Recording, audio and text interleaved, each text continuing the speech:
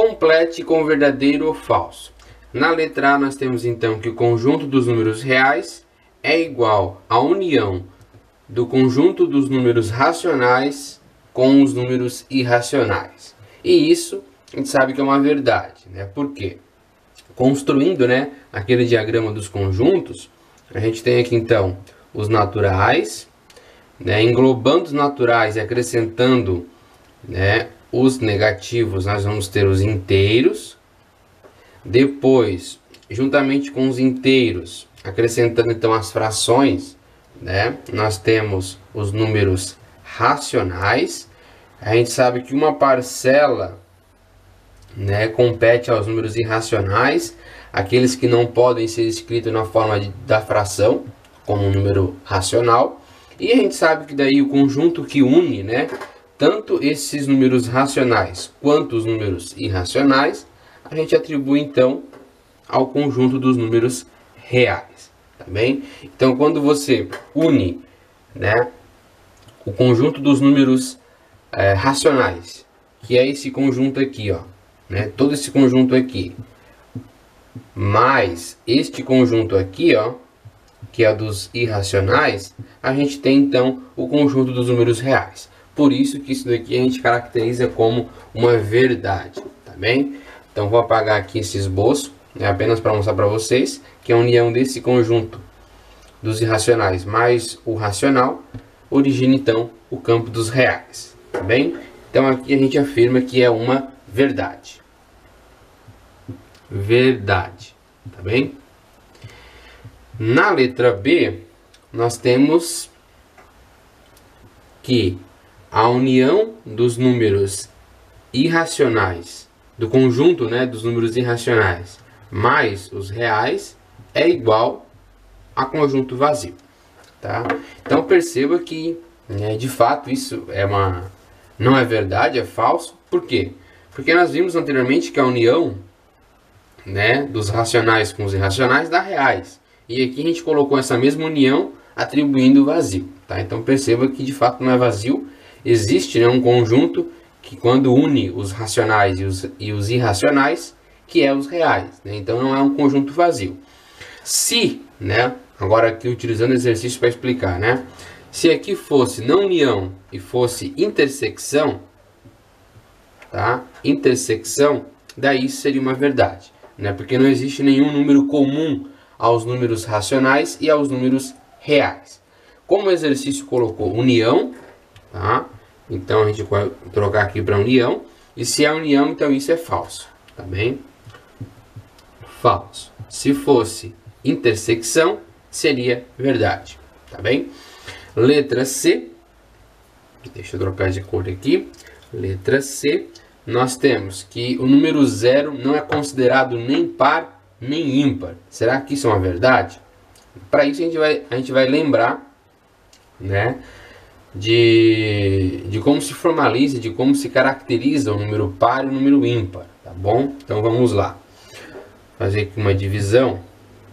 Então o número par, tá, é todo número que pode ser escrito, tá? Eu vou colocar aqui como x, o número x par, que ele pode ser escrito na forma 2n, tá? Com n, né, pertencente aos inteiros. E o número ímpar,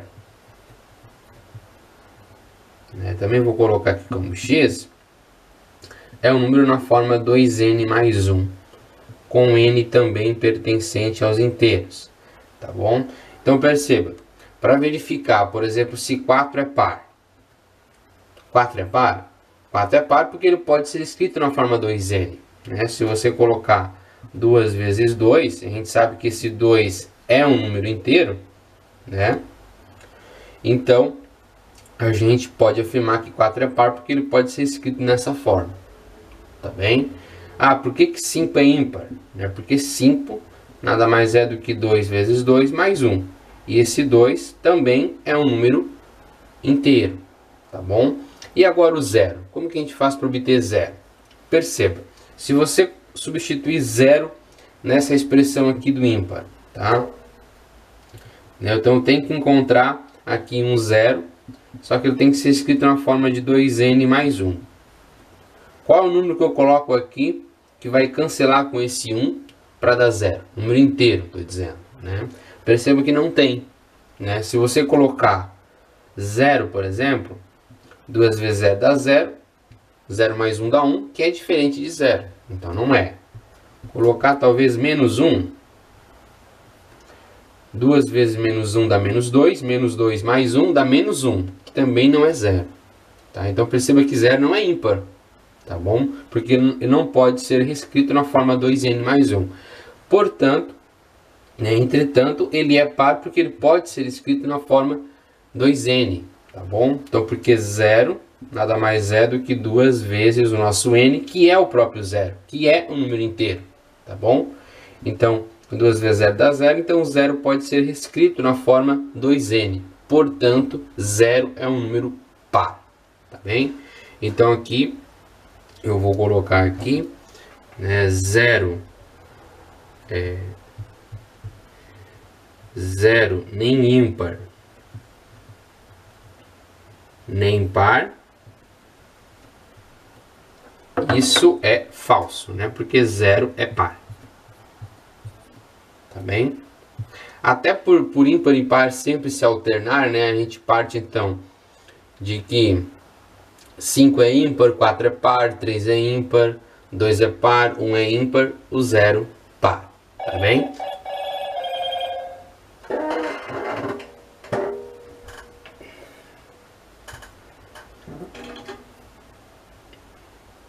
Até partindo, né, da alternância que se tem ímpar e par nos números naturais, a gente tem, né, 5 ímpar, 4 par, 3 ímpar, 2 par, 1 ímpar e o 0, né, pela essa alternância, confere com o par, tá bem? Então só aí uma forma de pensar diferente, tá bem? Mas a gente viu aqui, né, pelas definições de par e ímpar, que de fato 0 se encaixa, né, em um número par.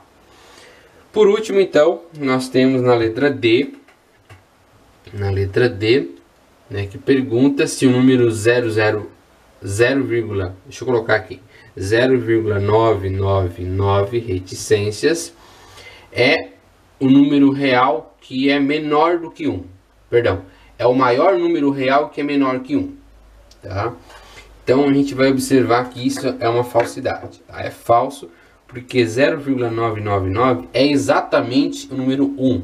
Tá? Então, deixa eu apagar essa parte aqui para a gente observar como que a gente vai mostrar que isso de fato é falso. Porque isso é a mesma coisa que 1. Lembra quando a gente fez aquele estudo, né, das frações geratrizes? Né, que a gente colocava o número x igual a nossa dízima periódica, porque perceba que isso aqui é uma dízima, porque tem reticências, então continua infinitamente esse número, tá? Então a gente atribui x para 0,999 e a gente sabe que o período dessa dízima aqui é uma casa, né? Então a gente vai fazer o seguinte, vai multiplicar por 10 essa primeira equação, tá? Porque a gente sempre multiplica nas potências de 10. Então se repetisse duas casas, seria 10 ao quadrado, que é 100. Tá bom? Como só repete uma, então a gente multiplica por 10. Então aqui a gente vai ter 10x igual, desloca uma casa direita, 9,999. Agora efetuando a subtração, tá? Da segunda linha pela primeira. Tá? Então 9,999 reticências. Embaixo nós teríamos x, 0,999 e assim por diante. Então perceba que esses 9 aqui se cancelam, tá? Quando a gente efetua a subtração, né? Se cancelam. 10x menos 1x vai dar 9x. 9 menos 0 dá 9. Isolando o nosso x, que é a fração que origina essa dízima, a gente vai ter x igual a 9 dividido por 9, passando esse 9 dividindo. E isso aqui é exatamente 1, porque 9 dividido por 9 é igual a 1. Tá bom? Então a gente pôde aqui mostrar para vocês que de fato o 0,999 é 1. Tá bom? Então, portanto, a letra D é falsa, né? Porque não é o maior número real que é menor que 1. Porque ele é exatamente 1. Tá bem? Então a gente vai colocar aqui como falso. Tranquilo? Com isso, então, finalizamos este exercício. Então, a letra A, verdade. Letra B, falso. Letra C, falso. Letra D, também falso. Com isso, então, finalizamos este exercício.